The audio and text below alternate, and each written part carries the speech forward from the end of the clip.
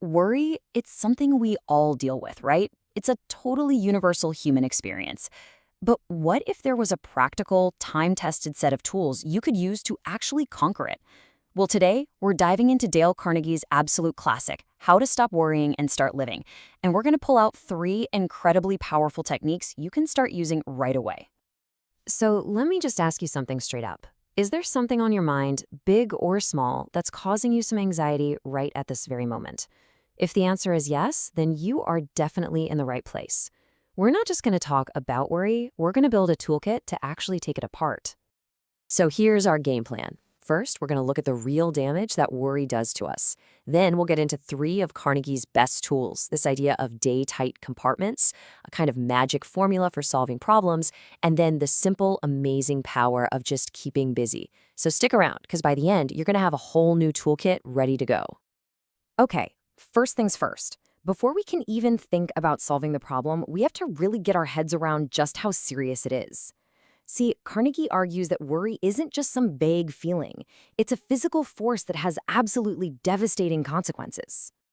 And look, these aren't just minor complaints. Carnegie actually points to top medical experts, like from the Mayo Clinic, who directly connect worry to these really serious health issues. We're talking about real, physical problems, from stomach ulcers to high blood pressure, that can totally wreck your health, and it all starts with what's going on up in your mind. This quote from a Nobel Prize-winning doctor, wow, it really just puts it all in perspective, doesn't it? That's not an exaggeration. It's a really stark warning. The ability to manage worry is, quite literally, a life or death skill. So the big question is, how do we start to fight back? And that brings us to our very first tool. This one is a fundamental principle, a whole new way of looking at things, and it all comes down to managing where you put your focus. To explain this, Carney tells this great story about Sir William Osler. He went from being this super worried medical student to becoming one of the most famous physicians in the entire world. And you know what changed his life? It wasn't some complicated philosophy. It was a simple 21-word sentence he happened to read one day. And here it is. This is the simple phrase that completely transformed Osler's life. The idea is so simple, but it's also incredibly profound. Just stop obsessing over a future you can't even see clearly, and instead pour every ounce of your energy into doing the job that's right in front of you right now as best as you possibly can. Osler came up with this amazing metaphor for this idea. He said to imagine your life is like a giant ocean liner, and at any moment you can press a button and clang, these huge iron doors shut, sealing off the past, all the dead yesterdays. Then you press another button, clang, to seal off the future, the unborn tomorrows. The whole goal is to get into the habit of living in day-tight compartments. Just focus on today. Okay, so living in the present is a fantastic guiding principle. But what do you do when a specific, nasty problem lands right in your lap today? Well, for that, Carnegie gives us a very concrete step-by-step formula. This formula actually comes from Willis H. Carrier, the brilliant engineer who pretty much founded the entire air conditioning industry. Early in his career, he had this catastrophic failure at a client's factory. The problem was so bad, he couldn't sleep, his stomach was just in knots. The worry was completely paralyzing him, until he came up with a systematic way to think his way out of it. Carrier's solution was his 3-step magic formula.